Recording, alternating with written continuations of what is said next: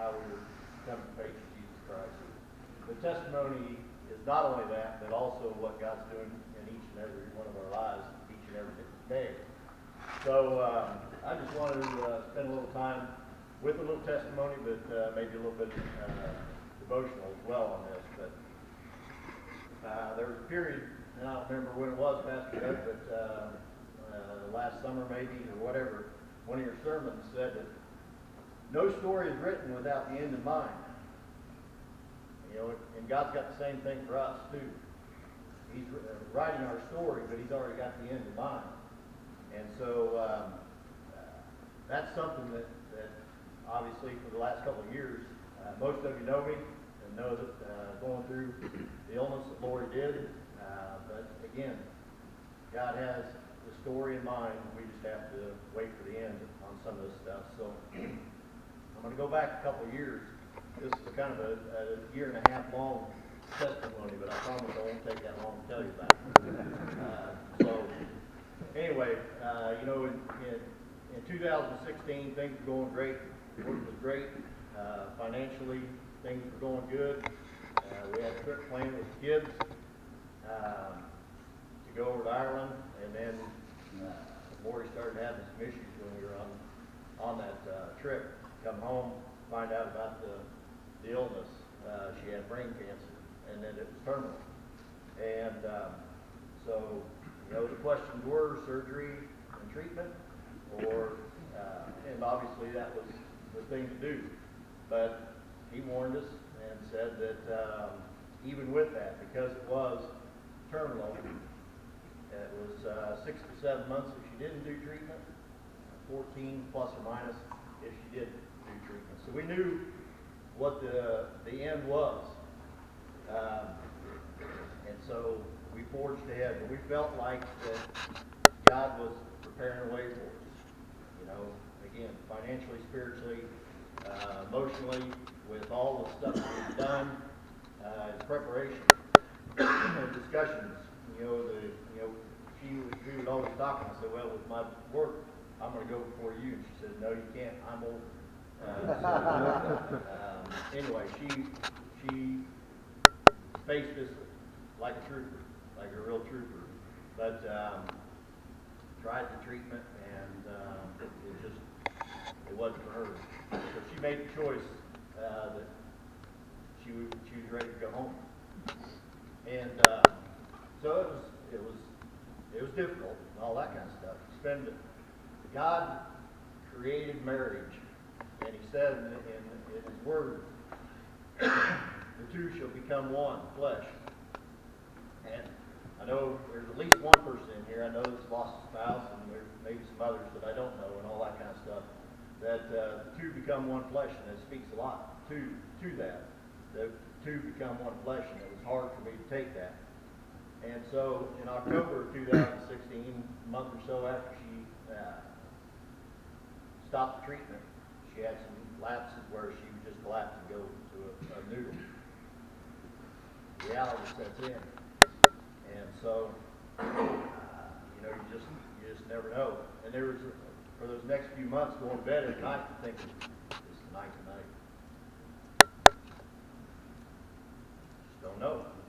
And so, I guess a little bit of the strain of that going on, you know, again, I read the devotional this morning and talked about being self-absorbed with it, and talked about Jesus in the garden. If there ever was a moment that somebody could be self-absorbed, to be Him that night, that He knew what the task was in front of Him. And I believe the Lord did too.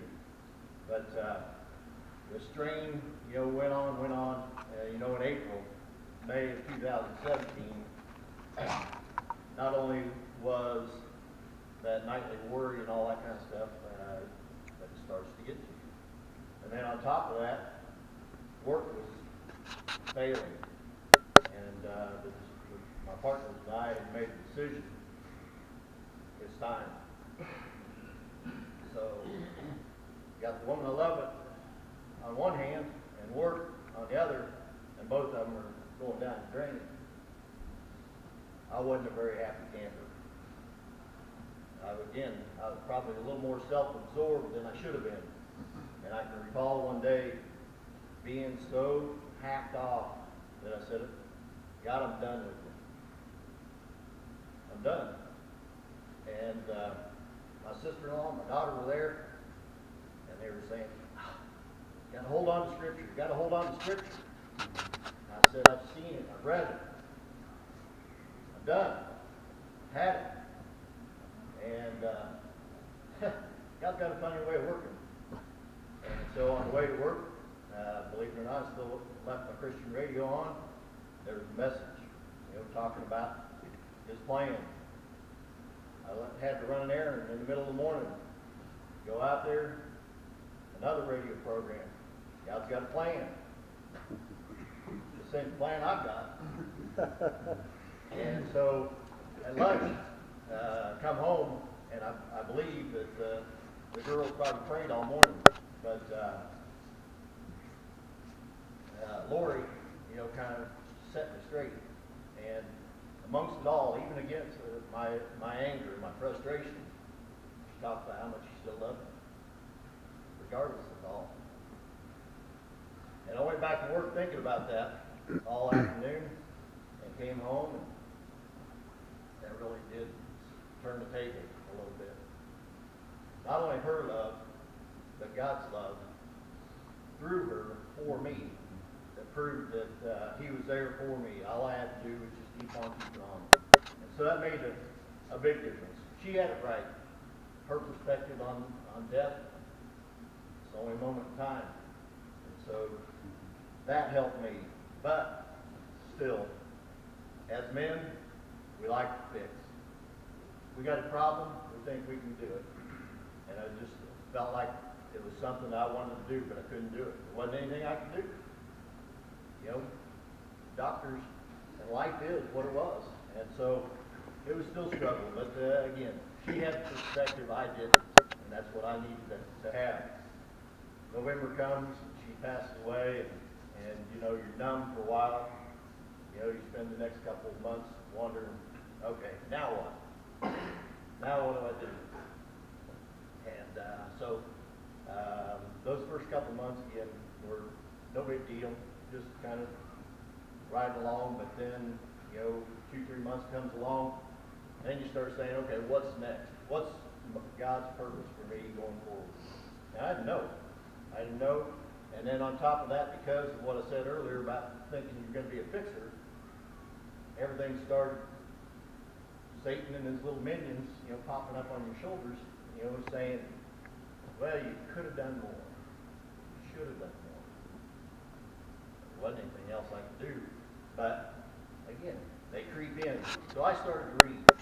I needed to know what God's purpose was for me. He showed me the love earlier, but I needed to know what was going to do going forward. So some of the books that I read, Paul Jasper gave me a book called A Grace Disguised by Jerry Sittser. And then I read a book by Kyle Edelman, Grace is Greater. And reading through those two books, Jerry Sittser lost his wife and a couple daughters in an accident. So he spent months trying to figure out why. Why him, why them, why now? It's a great book if you ever want to read it. But between those two books, God allowed me to see the grace that He had for me. That I did everything I could. I loved her, I took care of her, and all that. But sometimes you beat yourself up. The first person that you have to do to get grace from is yourself. God's got it there. All you got to do is receive it. But the problem is we sometimes aren't willing to accept it and receive it. So then the next book that, well, not the next, because I read a bunch of books that first several months. But the one that really helped a lot too with purpose was Ecclesiastes, Living Life Backwards by David Gibson. How many people here think Ecclesiastes is their favorite book of the Bible? How many don't even like it? Because of why? A lot of people, I think Ecclesiastes gets a bad rap. I'm not saying it's my favorite book of the Bible, but what are some of the common verses from Ecclesiastes? Anybody? All's vanity. Everything's meaningless, right?